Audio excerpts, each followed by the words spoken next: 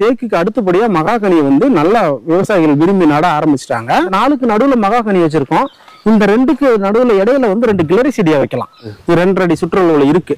10 வருஷம் தான் ஆகுது. இன்னும் ஒரு 5 வருஷத்துல தேரோட தென்னை நடு, வண்டியோட வாழை நடணும், நண்டோட நாத்து நடணுங்கிற ஒரு கனியில மிளகேத்தலாம், மகாகனியில மிளகேத்தலாம், கிளரி செடியாவில் மிளகேத்தலாம், பாக்குல மிளகேத்தலாம். 4 தென்னைக்கு நடுவுல வந்து ஒரு மகாகனி வந்து பயிர் பண்ணிருக்காங்க. இந்த மகாகனி மரம் வந்து பாத்தீங்கன்னா 10 வருஷத்து மரம். ஒரு பயிர் விவசாயங்கிறது இனி வரும் காலங்கள்ல வந்து சாத்தியமா இருக்குமான்னு கேட்டீங்கன்னா கேள்விக்குறிதான்.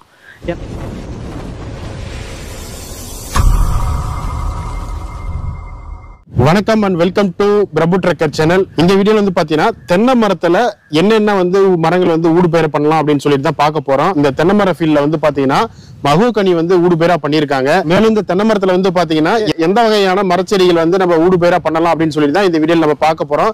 இந்த வீடியோ கடைசி வரைக்கும் மறக்காம பாருங்க, சூப்பரா இன்ட்ரெஸ்டிங்கா இருக்க போது. வாங்க வீடியோக்குள்ள போலாம். காவேரி கூக்குரல் மரம் சார்ந்த விவசாயத்தோட நாமக்கல் மாவட்ட ஒருங்கிணைப்பாளர் திரு ராஜா அவரிடம் வந்து பாத்தீங்கன்னா இந்த தென்னை மரத்துல எந்த மாதிரியான மரங்கள் வந்து ஊடுபயிரா பண்ணலாம்னு சொல்லிட்டு அவர்கிட்டே நிறைய தகவல் நம்ம கேட்டு தெரிஞ்சுக்கலாம்.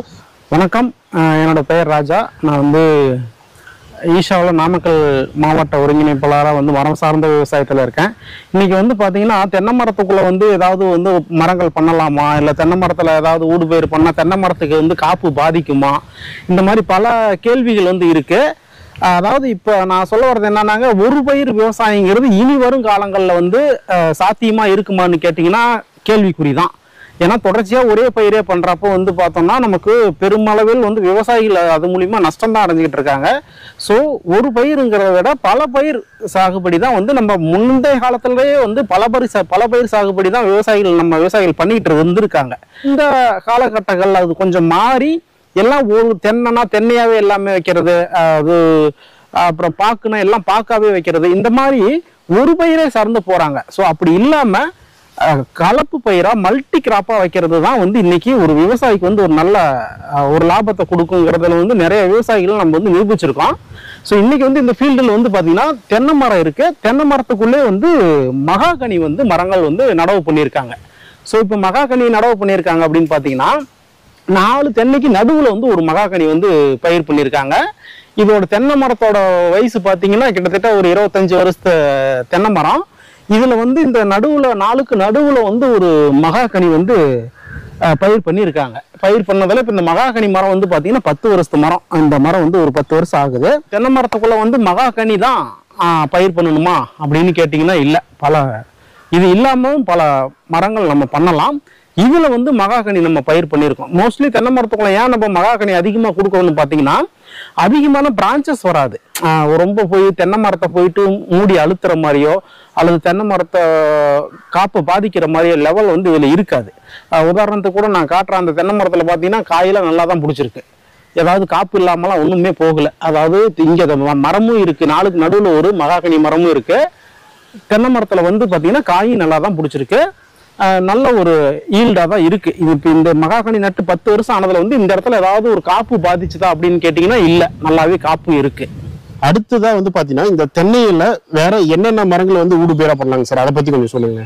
அதாவது வந்து தென்னை மரம்னாவே பொதுவாக குடும்ப பயிர் தான். அதாவது தென்னை மரங்கிறது ஒரு குடும்ப பயிர். தென்னைக்குள்ள வந்து பல ஊடுபயிர்கள் நம்மளால கொண்டுட்டு வர முடியும் நிச்சயமா. அதாவது இப்ப மகாகனின்னு மட்டும் நான் சொல்றேன்.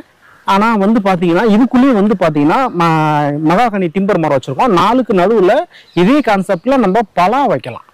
பலா மரத்தை 4க்கு நடுவுல வைக்கிறப்ப அதுலயும் நல்ல காப்பு இருக்கும். பிளஸ் வந்து பாத்தீங்கன்னா இப்ப இந்த 4க்கு நடுவுல மகாகனி வச்சிருக்கோம்.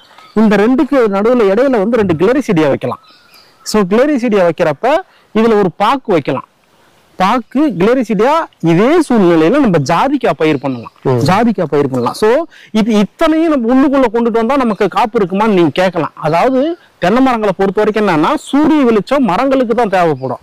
ஆனா மண்ணுல வந்து நம்ம சூரிய வெளிச்சம் இல்லாத பார்த்துக்கிட்டாலே அந்த நுண்ணுயிர் ஆர்கானிசங்கிறது நல்லா டெவலப் ஆகும். அங்க கார்பன் லெவல் உயர்றப்ப உங்களுக்கு வந்து அந்த இடுபொருள் செலவு வந்து ரொம்ப ரொம்ப குறையும். உள்ளுக்குள்ள கிளரிசிடியெல்லாம் வச்சுட்டீங்க அப்படின்னு பாத்தீங்கன்னா அந்த கிளரிசிடியா இலை வந்து சீக்கிரமா இலை மக்கக்கூடிய ஒரு தாவரம். அது வந்து பாத்தீங்கன்னா அதுல இதுக்கு எதுக்கு கிளரிசிடியா ஒன்று உரச்செடியாகவும் பயன்படும். இன்னொன்று வந்து பாத்தீங்கன்னா அந்த கிளெரிசிடியாவில் நீங்கள் மிளகு ஏற்றிக்கலாம். இப்போ நம்ம சொல்கிற கான்செப்ட் இப்போ தென்னைக்குள்ளே வந்து இதெல்லாம் வைக்கலாம்னு சொல்கிறேன். இப்போ தென்னைக்குள்ளே தென்னையில் மிளகு ஏற்றலாம், மகாகனியில் மிளகு ஏற்றலாம், கிளெரிசிடியாவில் மிளகு ஏற்றலாம், பாக்கில் மிளகு ஏற்றலாம்.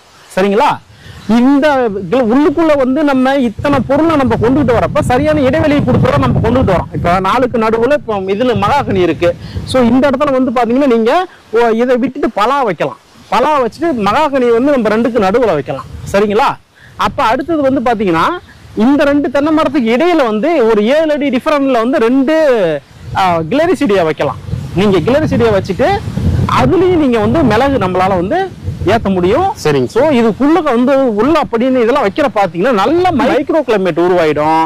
அப்படி மைக்ரோ கிளைமேட் உருவாயிடுச்சுன்னா நீங்கள் உள்ளுக்குள்ள ஜாதிக்காய் ஈஸியாக நல்லா வளரும். அடுத்தது மிளகும் உங்களுக்கு நல்ல ஈல்டு இருக்கும். உள்ளுக்குள்ள இவ்வளவு செடிகள் இருக்கிறப்ப நமக்கு ஈரப்பதங்கிறது மண்ணில் இருந்துகிட்டே இருக்கும். ஈரப்பதம் இருந்துகிட்டே இருக்கு. நீங்க அதிகமா தண்ணி கொடுக்கணும் வேற அவசியம் இருக்காது. ரெண்டாவது இதோட இலதலைகள்லாம் விழுந்து மண்ணில் மக்கி உங்களுக்கு உரச்செலவும் இதனால வந்து குறையும். சப்போஸ் வந்து இப்போ இது வந்து ஒரு 20 வருஷம் மரத்தில் நட்டுருக்காங்க. நான் இப்போதான் நான் தென்னை மரம் நட போறேன், அதுலயே வந்து நம்ம டிம்பர் பண்ணலாமா அப்படின்னு நீங்க கேட்டீங்கன்னா கண்டிப்பா பண்ண முடியும். ஆனா இடைவெளியை நம்ம வந்து அதிகப்படுத்திக்கணும். இப்ப நிறைய பேர் வந்து நடுறாங்க 25 அடி வந்து மகாகனி மரம் சரி தென்னை மரம் நடுறாங்க. 25 அடிங்கிறது வந்து பாத்தீங்கன்னா உங்களுக்கு ஆவரேஜே ஒரு மட்டன்னு பார்த்தோம்னா ஒரு 12 அடி வந்துருங்க. 12 24 அடி. 24 அடிங்கிறப்ப என்ன ஆகும், மட்டையும் ஒரு மோதிர ஸ்டேஜ்ல வந்துடும். ஸோ நமக்கு பழமொழின்னு ஒன்று இருக்கு. அதாவது தேரோட தென்னை நடு, வண்டியோட வாழை நடணும், நண்டோட நாத்து நடணுங்கிற ஒரு கான்செப்ட் இருக்கு. அப்ப நம்ம ஒரு தென்னை மரம் நடுறோம்னா இடையில ஒரு தேர் வந்து தாராளமா போயிட்டு வரணும். அந்த அளவுக்கு கேப் இருந்தாதான் ஒரு மரத்துல தாக்குற பூச்சா இருக்கட்டும், ஒரு மரத்துல தாக்குற நோயா இருக்கட்டும் இன்னொரு மரத்துக்கு போகாது. ஸோ இது தென்னை மரத்துக்குன்னு மட்டும் இல்லை, நம்ம எந்த பயிரிலையுமே அதுக்கான இடைவெளியை நம்ம சரியா கொடுத்துட்டோம் அப்படின்னா நமக்கு ஈல்டுங்கிறது பெருசா பாதிப்பு நிச்சயமா இருக்காது. ஆரம்பத்துல நடுறப்ப தென்னை மரங்களை வந்து 34க்கு 34 இடைவெளியில நீங்க நடவு பண்ணிட்டீங்க அப்படின்னா இப்ப என்ன பார்த்து 25க்கு 25 நடவு பண்ணீங்கன்னா ஏக்கருக்கு ஒரு 60 to 70 மரம் பிடிக்கும். அதே வந்து 70 மரம் பிடிக்குதுன்னா நீங்க ஒரு 34க்கு 34 போட்டீங்கன்னா ஒரு 50-55 மரம் அந்த ரேஞ்சுக்கு பிடிச்சாலுமே கூட நமக்கு இடைவெளி அதிகமா இருக்கிறதுனால காப்பு நிச்சயமா வந்து ஃப்ரீயான காற்றோட்டம் சன்லைட் இருக்கிறதுனால நல்ல காப்பு இருக்கும். 70 மரத்துல வர காப்பு ஒரு ஏக்கருக்கு ஒரு 50 மரம் வைக்கிறோம்னா கண்டிப்பா அந்த இடத்துல வந்து நமக்கு ஈல்டு அதிகமா இருக்கும். இப்போ பொதுவா வந்து பாத்தீங்கன்னா தென்னை விவசாயிகள் வந்து நிறைய பேர் இருக்காங்க சார். நிறைய வந்து பாத்தீங்கன்னா அவங்களுக்கு எந்த மாதிரியான பயிர்களை ஊடு பயிர் பண்ணலாம் அப்படின்னு சொல்லி சரியா தெரிய மாட்டேங்குது. அவங்களுக்கு நீங்க எந்த மாதிரியான கிராப் வந்து சஜஷன் பண்ண சொல்லுவீங்க, அதை பத்தி சொல்லுங்க சார். அதான் இப்ப நான் முன்னாடி சொல்லியிருப்பேன் உங்களுக்கு தென்னைக்குள்ள என்னென்ன பண்ணலாம் அப்படின்னு நான் சொல்லியிருப்பேன். ஸ்பைசஸ் பிளான்டேஷன் சொல்லியிருப்பேன். அதாவது நிழல்ல வரக்கூடிய தாவரங்கள் அனைத்தையுமே நம்ம தென்னைக்குள்ள பண்ண முடியும். அதனால வந்து விவசாயிகள் இப்ப அழைக்கிறாங்க அப்படின்னா நம்ம நேரடியாக லேண்டுக்கு போறோம். அவங்க தென்னை மரம் எவ்வளவு இடைவெளியில் நட்டுருக்காங்கன்னு பாக்குறோம். அடுத்தது தென்னை மரத்தோட வயசு எத்தனை வருஷம் ஆகுது, எவ்வளவு ஹைட் போயிருக்குன்னு பாக்குறோம். ஸோ எந்த அளவுக்கு சூரிய வெளிச்சம் அந்த தென்னந்தோப்புக்குள்ள விழுது, எந்த அளவுக்கு சன்லைட் இருக்கு அப்படின்னு பாக்குறோம்.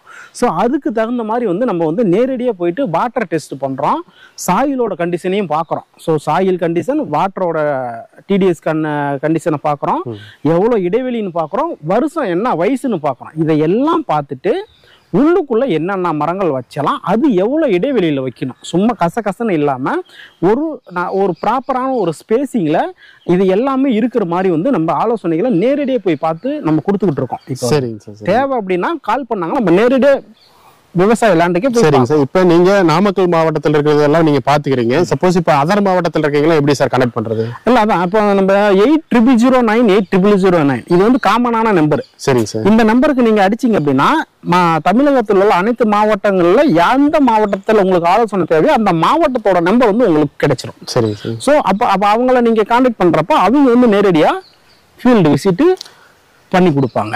மரக்கன்றுகள்லாம் வந்து பாத்தீங்கன்னா என்ன ரேட்டுக்கு சார் கொடுக்குறாங்க, யாரை சார் கனெக்ட் பண்றது, அதை பத்தி கொஞ்சம். இல்ல மரக்கன்றுகள் எல்லா இப்ப தமிழகத்தில் உள்ள அனைத்து மாவட்டங்கள்லயுமே இந்த நம்ம ஈசா நாட்டு பண்ண இருக்கு. எல்லா இடத்துலயுமே வந்து நம்ம 3 பவுன் தான் கொடுக்குறோம். நீங்க தாராளமா அங்க வந்து நீங்க வாங்கிக்கலாம். நம்ம ஆலோசனை கொடுத்துட்டு நீங்க அதுக்கப்புறம் எடுத்து வைக்கிறது உங்களுக்கு சிறப்பு. நாங்க நேரடியா வந்து பார்த்துட்டு உங்களுக்கு கண்ணு கொடுக்கறது வந்து என்னடா பார்த்துட்டு கொடுக்குறாங்களேன்னு நினைக்காதீங்க.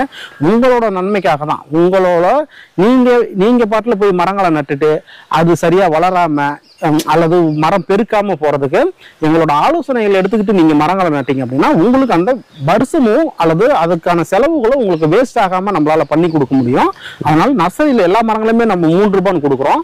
மிளகு நாத்து வந்து நம்ம 5 ரூபான்னு, ஒரு நாத்து 5 ரூபான்னு நம்ம மிளகு நாத்தும் கொடுத்துக்கிட்டு இருக்கிறோம். அதுக்கான ஆலோசனைகளும் நம்ம கொடுத்துக்கிட்டு இருக்கோம். இந்த தோட்டத்துல வந்து பாத்தீங்கன்னா மகாகனி வச்சிருக்காங்க சார். இப்ப இது எத்தனை அடி சார் சுற்றளவு இருக்கு இந்த மகாகனி? இது பாத்தீங்கன்னா இப்ப வந்து ஒரு 2.5 அடி சுற்றளவுல இருக்கு. 2 அடி சுற்றளவு இருக்குங்களா சார்? இது 2.5 அடி சுற்றளவுல இருக்கு. சோ இன்னும் இது 10 வருஷம் தான் ஆகுது. 10 வருஷம் ஆகுது. 10 வருஷம் ஆகுது. இன்னும் ஒரு 5 வருஷத்துல ஒரு 3.5 அடி தாராளமா வந்துரும் நமக்கு. சரிங்களா? ஒரு 4 அடி சுற்றளவு வந்தாலே நம்ம இந்த மரங்களை வந்து வெட்டலாம். சரிங்களா? இன்னைக்கு தேக்குக்கு அடுத்தபடியா மகாகனியை வந்து நல்ல விவசாயிகள் விரும்பி நட ஆரம்பிச்சிட்டாங்க. அந்த அளவுக்கு இதுல வந்து கலர் இருக்கு, அதாவது நேச்சுரல் கலர் இருக்கு. மரத்திலேயே அந்த சேவ் ஆன அந்த கலர் இருக்கு. சோ அதனால வந்து இது 15 வருஷம்ங்கிறது 20 வருஷம் விட்டோம் அப்படின்னா இந்த மரம் வந்து உண்மையுமே நல்ல ஒரு ரேட்டுக்கு போகும். அறுவடை அந்த தருணம் வந்துடும் நமக்கு. சரி சார், மேக்ஸிமம் எவ்வளவு உரப்பு, எத்தனை அடி உரப்பு சார் வரும்? இத்தனை ஒரு 3 அடி 4 அடி வந்தா வெட்டிடலாமா, இல்ல 5 அடி 6 அடி கூட வருங்களா சார்? அதாவது மினிமம் ஒரு 4 அடியாவது இருக்கணுங்க சுற்றளவு. மினிமம் 4 அடியாவது இருக்கணும். நான் என்ன சொல்றேன்னா, நீங்க 15 வருஷம் அப்படி இப்படின்னு அதான் நம்பாம எந்த மரமா இருந்தாலும் ஒரு 20 வருஷங்கிறது வந்து டூரேஷனுங்கிறது ரொம்ப முக்கியம். 20 வருஷம் டூரேஷன்ல வச்சுக்கிறது ரொம்ப முக்கியம். அதனால நீங்க 15 வருஷம் 13 வருஷம் 12 வருஷம் அப்படியெல்லாம் நீங்க மைண்ட்ல வச்சுக்காதீங்க தயவு செய்து. அந்த மாதிரி வச்சுக்கிட்டா அது வந்து பிளைவுட்டுக்கு வேணாலும் பயன்படுமே ஒழிஞ்சு டிம்பருக்கு பயன்படாது. 20 வருஷங்கிறத நீங்க மைண்ட்ல வச்சுக்கோங்க. நீங்க ஏன் 20 வருஷம் மரத்தை வெட்டணும்னு நினைக்கிறீங்க?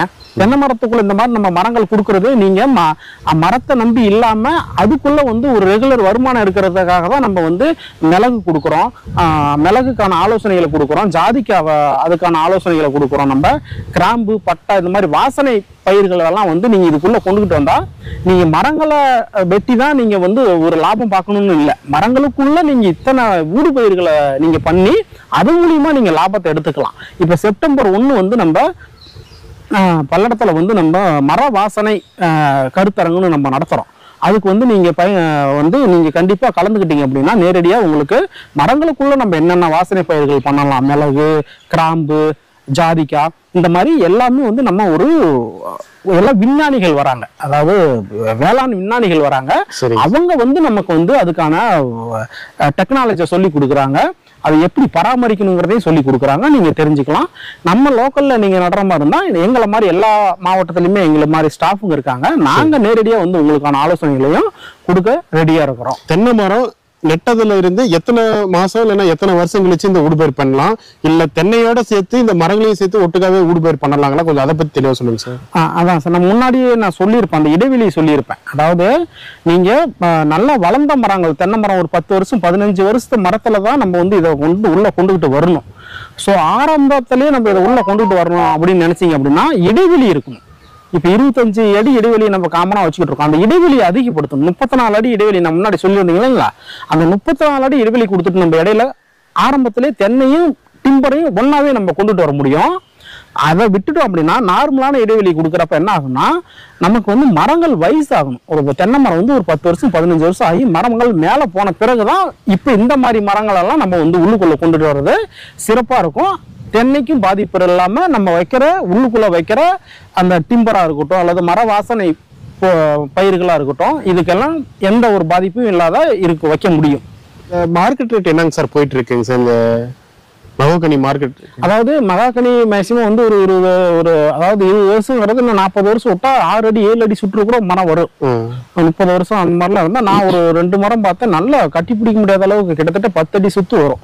அந்த அளவுக்கு எல்லாம் மரங்கள் நான் பார்த்திருக்கேன். 2 மரம் மட்டும் வரப்புல வச்சிருந்தாங்க, நல்லா இருந்துச்சு. ஆனா இது வந்து பாத்தீங்கன்னா சதுரடி கணக்குல தான் எடுக்கிறாங்க. இன்னைக்கு தேக்குக்கு அடுத்தபடியா அந்த மரம் போயிட்டு இருக்கு.